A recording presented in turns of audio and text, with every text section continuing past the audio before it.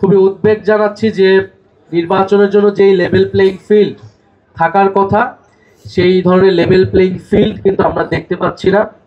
বাংলাদেশের যে নির্বাচনী সংস্কৃতি, যে এখানে জবরদখল, প্রশাসনের দখল এবং টাকার ব্যবহার, কালো টাকার ব্যবহার, মাসেল পাওয়ারের ব্যবহার ইত্যাদি নির্বাচনের আমরা সবসময় দেখে এসেছি, শুনে এসেছি এর আগের সময়গুলোতে। নিরপেক্ষ সুষ্ঠু নির্বাচনের জন্য নির্বাচন কমিশনের এবং সরকার এবং প্রশাসনকে যে শক্ত অবস্থানে থাকা প্রয়োজন সেটা আমাদের কাছে মনে হচ্ছে না। যে বিভিন্ন দলের নেতাকর্মীরা তারা প্রকাশ্যে বলে বেড়াচ্ছে যে প্রশাসনকে কিভাবে দখল করতে হবে, প্রশাসনকে কিভাবে হাতে রাখতে হবে।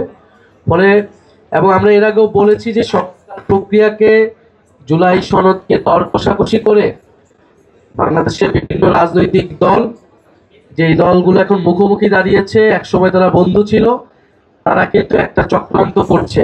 বাংলাদেশের প্রতিষ্ঠানগুলো শক্তিশালী হবে, নির্বাচন ব্যবস্থা পুনর্গঠিত হবে এবং সর্বোপরি বৈষম্য দূর হবে।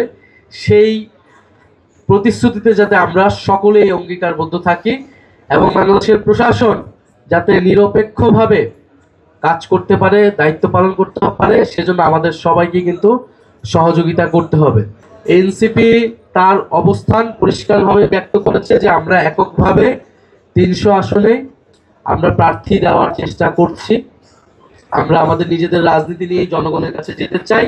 তবে আমাদের নির্বাচনী ইস্তিহার, আমাদের যে সকল দাবি রয়েছে সেই দাবি এবং আমাদের নীতি আদর্শের সাথে যদি কোনো দল বা কোনো শক্তি ঐক্যমত্য পোষণ করে তাহলে তাদের সাথে আমাদের আলোচনা থাকতে পারে এবং সেক্ষেত্রে আমরা ওপেন রয়েছি।